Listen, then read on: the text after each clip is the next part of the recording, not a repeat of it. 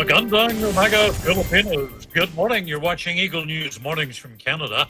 I'm Thomas I. Likeness, reporting from our Eagle News studio in the Western Canadian province of Alberta. My city is Edmonton, and we're here to bring you news and commentary from across the country. Well, it's Tuesday morning, and for me, that's really Monday morning because I'm back at work for the first day. And what does the weather look like for today? AccuWeather forecasting a cloudy day with afternoon thunderstorms in Metro Manila. Expect a high today of about 32 degrees. That will have a real feel of about 38. Currently 25 under cloudy skies. Feels like 31. The air quality, keep this in mind if you're going to be outside, the air quality only rated as fair today. Well, take a moment to get that second cup of coffee. That's right, it's just over there.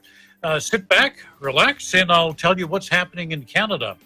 First, we'll take a look at the weather across the country. Our street scene today coming from Bear Creek Park. That's in Surrey, BC, which is just outside of Vancouver. You go from Vancouver and then to Surrey. You cross Boundary Street, I believe it is. Thanks to Justin Reyes for that shot. And we'll start on the west coast, where in Victoria it's mostly cloudy and 19 degrees. Vancouver mainly sunny and 18. Across the Rocky Mountains to Alberta, cloudy, chilly, windy, rainy at times, and 17 degrees. That's in my city, Edmonton. Calgary, partly cloudy and 16. In Saskatchewan, the capital of Regina, cloudy and 20. Saskatoon, 17 with clouds. Winnipeg reporting thunderstorms and light rain, 21 degrees there. Now, Toronto has cooled off considerably from last week. They've got some light rain, 23 degrees. But Ottawa, it's still pretty hot up there, cloudy and 26. Montreal, partly cloudy and 27. We look at the Atlantic provinces right now. Very, very hot there, especially for that part of the country. Fredericton has got some clouds, 29 degrees. Halifax, mostly cloudy, and they got up to 27. St. John's, Newfoundland, all the way up to 25 degrees today, and that was under a partly cloudy sky. Let's look at our weather. Here are some of the stories we're following today. A decision expected later this week on whether to extend the Canada-U.S. border closure. The homeless situation in Vancouver. We'll have a look at that. The wage subsidy for a program for businesses is going to be extended until the end of the year. But we begin our coverage this morning with the situation with the Canada-U.S. border. Now, it's been closed to non-essential traffic since March 21st, pretty much since the beginning of the pandemic in Canada. Every month, that closure has been extended for another 30 days. Well, 1 week from tomorrow, the closure runs out. Prime Minister Justin Trudeau spoke with U.S. President Donald Trump this morning, but Trudeau sidestepped questions on whether he raised the issue of the border closure with Trump.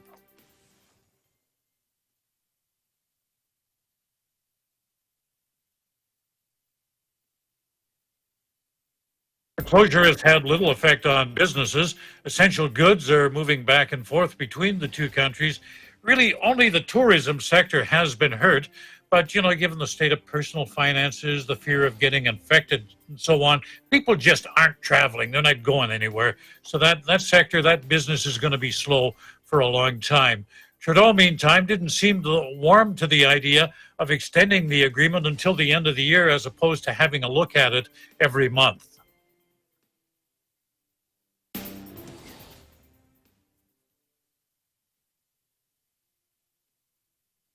There's been growing pressure on the United States to reopen the border.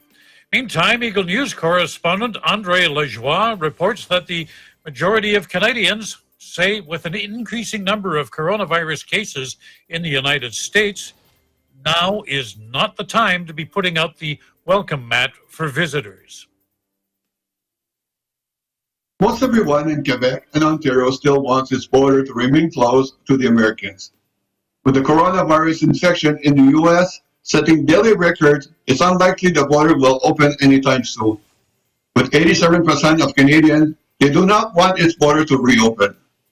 Support to reopen border is higher in the U.S., where 36% of opposed poll shows. Half of the Americans say they want the border to reopen, while 14% they do not know or prefer not to answer. On Friday, infections soared past 68,000 in U.S., where more than 3.2 million people have contracted the virus, and at least 134,500 have died. In Quebec and Ontario, 88% of residents say the border should not reopen. Opposition reopening the border in Manitoba and Saskatchewan were at 70%, while the government parties agree not to reopen at 90%, the Liberals and NDP supporters, while the Conservative and Green Party at 78% supporters oppose the reopening the borders. In Ottawa, Canada, André Lajoie, we live in an interesting time. Closure remains a big issue. Again, the majority of Canadians, more than 80%, and this isn't just off of one poll, this is off of several polls, say no, now is not the time. And when we look at the numbers, such as in Florida, yesterday, I believe, they hit a record number of cases. I mean, if Florida was a country, I think the number of cases reported would have made them number 4 in the world. So, yeah, definitely not the time to be putting out the welcome mat. Well, the federal government is extending its wage program for employers until December. The government will cover 75% of a worker's wage. It's an effort to keep people tied to their employers in hopes that when the economy picks up, they'll be working full-time again. What's happened is many people who are making minimum wage found it, much more to their advantage rather than getting 75% of that to go onto the government's much more generous emergency benefits program. The government has been trying to wean people off that program and get them back to work for a couple of months now. We go live to Vancouver now, where Eagle News correspondent Arnie Aquino is standing by. Good morning, Arnie. I understand there's a bit of a problem with people living in city parks. Yes, Tom. Good morning. So although it is a beautiful city, there are growing social issues in Vancouver, mainly the opioid crisis and homelessness. This has led to tent cities popping up in some of Vancouver's urban parks, where a number of homeless people set up camp. The legality of being able to set up camp on the city's green spaces has come under scrutiny recently. Today at 6 p.m. Vancouver time, the Vancouver Park Board will vote on a bylaw amendment that will allow people to legally camp on green spaces temporarily. This would mean that people will be allowed to set up camp from dusk to dawn only when there are no other options. Some amendments would be put in place to prevent long-term encampments. Understandably, opinions are divided. On the one hand, preventing a homeless person from putting up a tent for overnight shelter reaches their constitutional rights. On the other hand, public park safety and cleanliness has been an issue with the rapid growth of tent cities. It will continue to be a concern when this amendment is passed and if rules are not followed. Already, there seems to be a question of whether the new rules will be strictly enforced. In Vancouver, Arnie Aquino, Eagle News, we live in interesting times. Arnie, just how big of a problem is this? How noticeable is it? Do you see it?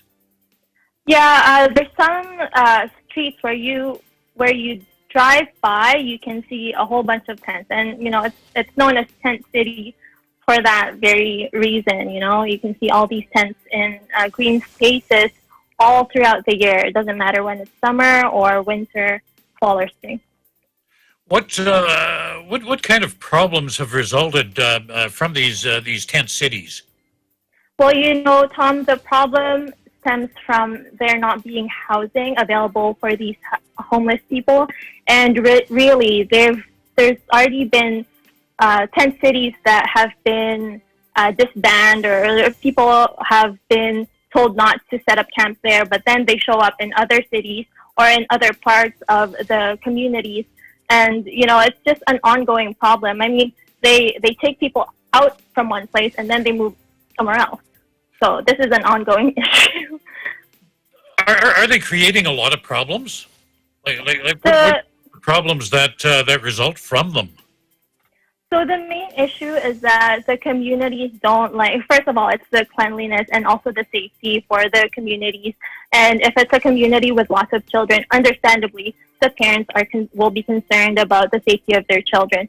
So it is a public concern, and it is a concern for the communities where these tent cities pop up. But then again, like I said, it's more of a problem of having housing for people instead of, if you take people out of one place, if they've got nowhere else to go, they're bound to set up camp somewhere else. Yeah, I was going to ask you, if you have to pack up in the morning, I mean, what are your other options? Yeah, exactly. So can you imagine if you were one of these people, you're going to stay there overnight, and then in the morning you pack up your tent, but then where would you stay? So yeah, it's an issue, and I think that's what the Vancouver Park Board will be voting on tonight in a few hours, and we'll see what happens. Well, what kind of enforcement would they be considering? Again, are you going to arrest all these people? You can't give them a fine. I mean, they have no money to pay for it. Yeah, exactly. So what's been happening in the past is that they just tell people they can't stay in these parks, and a lot of the people enforcing these or policing these tent cities, they're a bit more lenient, and I think that's where the anger is coming from, that these cops that are police or park rangers that are policing these tent cities are lenient, and they're not really telling people to go anywhere else. But it's more of a. I feel like it might also be because they understand that there's nowhere else to go. It is a challenge, certainly is. Yeah. Thanks for joining us this morning, Arnie. A popular central Alberta community resort community looked more like a Florida beach this weekend. Hundreds of people flocked to the resort community of Sylvan Lake. Social distancing seemed to be the last thing on people's minds. Pictures of the crowd popped up on social media. Locals not impressed. Many people say people seem to forget that we're still vulnerable, that we can still get infected. Our Premier, Alberta Premier Jason Kenney, says people have to behave more responsibly. Saw large crowds gathering this weekend at Sylvan Lake, and understandably with the nice weather. The people very close together. I've seen that myself in parks, and have seen people in crowded areas, including grocery stores, not wearing masks. And that kind of conduct, unfortunately, could jeopardize the progress that we have made. We are not done with COVID, but we are learning how to live with it. And our future success depends entirely on not letting our guard down. We need only look south of the border to see how bad things could be. Like was happening on the weekend, maybe is a good thing that the Alberta government is thinking ahead. And what I'm referring to here is the province has commissioned a third-party review of its response so far to the pandemic. It says the review will help it prepare for a second wave of the infection, should it occur. Now, the review is expected to get underway in the next 4 weeks, and hopefully it's something we won't need, but people's behavior is going to have to change. They're going to have to smarten up, Well, there should be no excuse for not wearing a face mask when indoors in a public place in Alberta.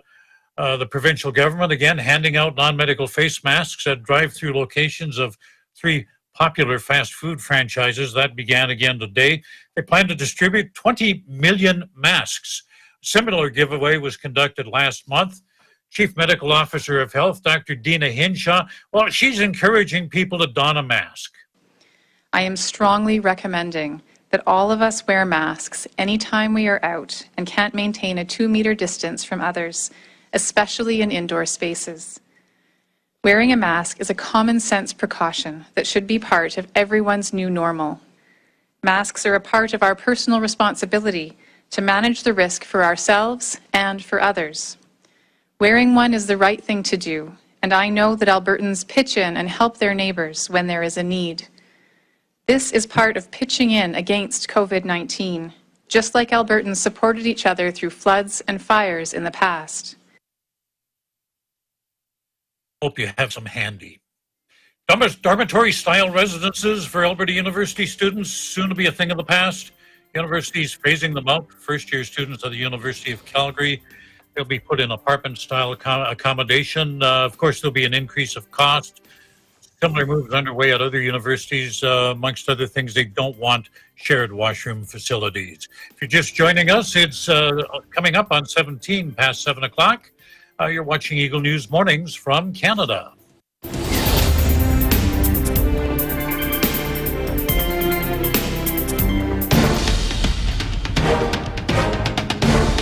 all or nothing na ang magiging labanan sa tagisan ng galing. Dahil ang top 30 ay sasalain na para mabuo ang top 15 semi-finalist.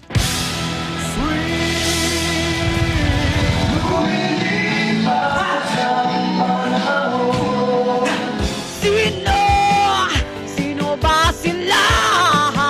Karaniwang tao, saan ka tatakbo?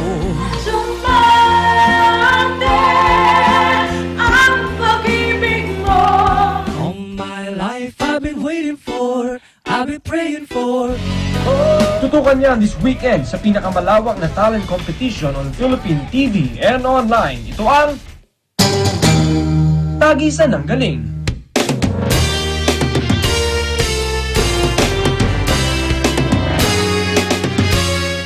Tagisan ng Galing is presented by SMC Infrastructure, building a better world. Sandig sugar-free white coffee, puno ng white coffee taste without the sugar, kaya lower calories. Try mo na Sandig sugar-free white coffee. Sarap ng white coffee, now sugar-free.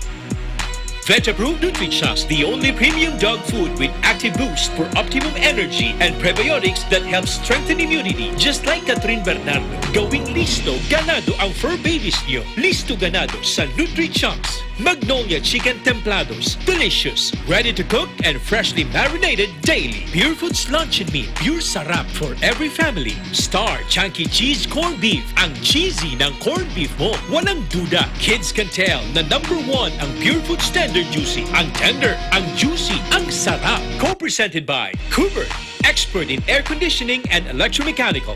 Also engaged in structural, electrical, fire protection, plumbing, and sanitary services. Cooper, your ultimate MEPS and air conditioning solutions. Unlan Incorporated International, fight against global poverty. New San Jose Builders Incorporated. Canrib Corporation, your ventilation and air conditioning specialist. Vita Herbs Philippines Green Coffee, masarap, mabango, at healthy pa. Puerto Rico Resort and Convention Center, Cabiao, Nueva Ecija. I love Puerto Rico. In participation with Rain or Shine Elastomeric Waterproofing Paint, Matimco, R Square Variables Incorporated, Compizel Enterprises, Saisho International Trading Corporation, DN Steel, EMAC UPB Roof Corporation. East West Bank, your dream, our focus.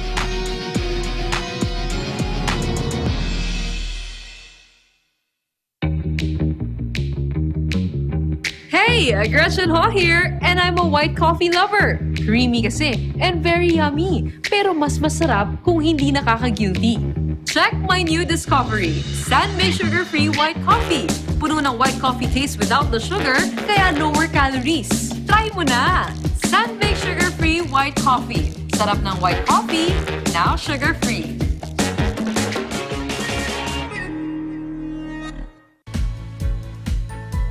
The Bulacan Bulk Water Project is a treatment facility that will provide bulk water to the 24 municipalities of Bulacan to meet the increasing water demand of its residents.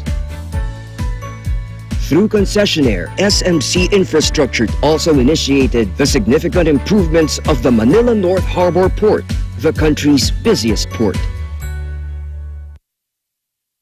Listo at ganado ang baby ko sa vet-approved Nutri-Chunks with active boost and prebiotics na pampalisto. Made with real meat, with essential nutrients to help them grow healthy and happy. Listo, ganado sa Nutri-Chunks. Ikaw lang ang star ng buhay ko. Para sa akin, perfect ka. Ibang klase ang sarap ng corned beef mo. Ang cheesy ng corned beef mo. Pag Star Chunky Cheese Corned Beef, sarap ng corned beef, inangat pa ng real cheese cubes. Kaya perfect ang sarap. Star Chunky Cheese Corned Beef.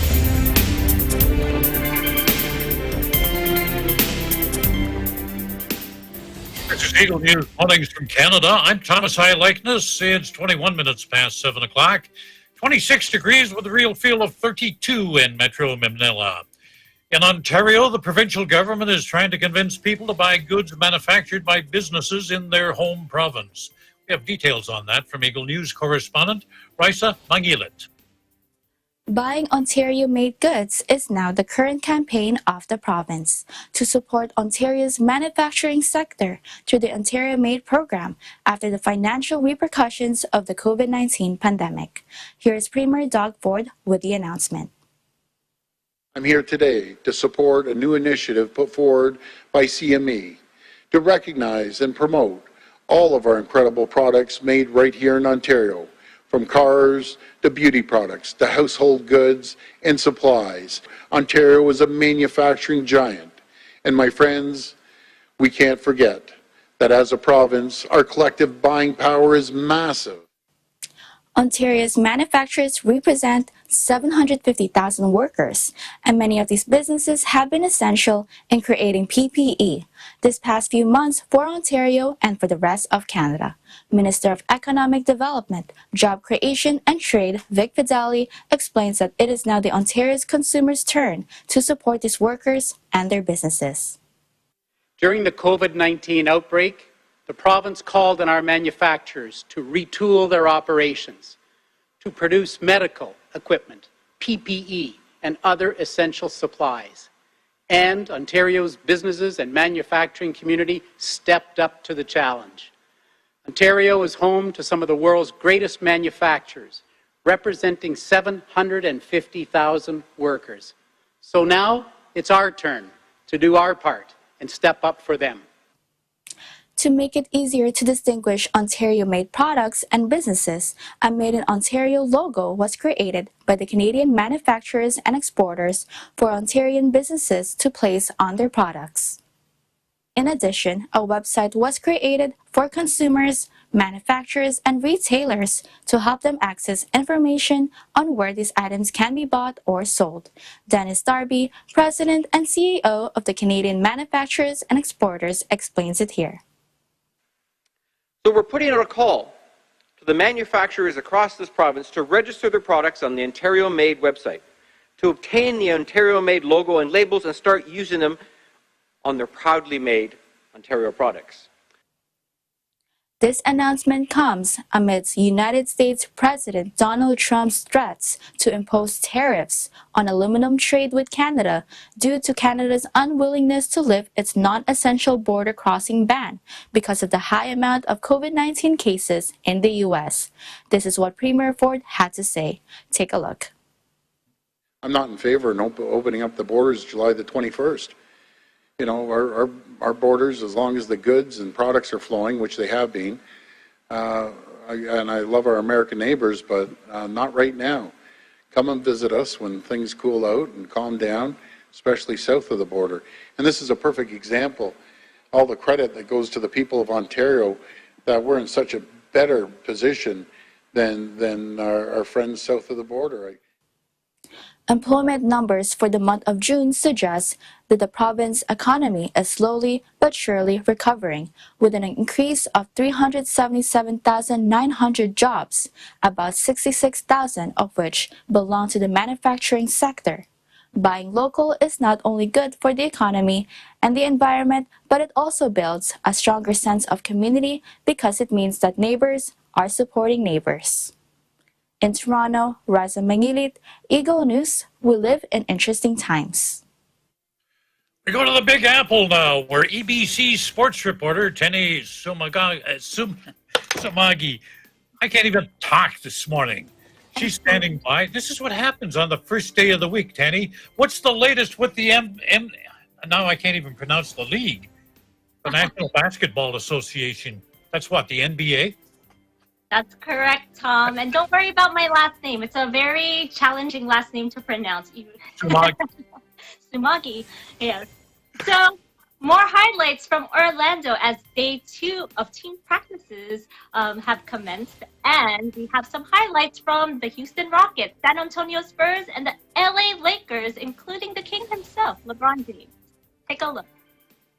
Just want to wonder what it's like to be around the teammates again and have this little sense of normalcy with basketball coming back into your life.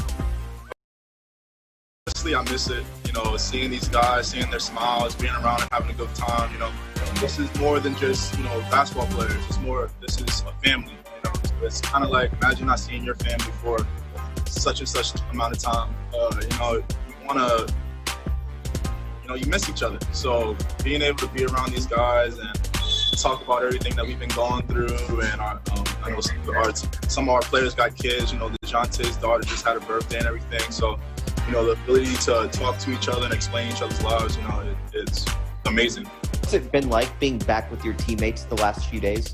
Oh, amazing.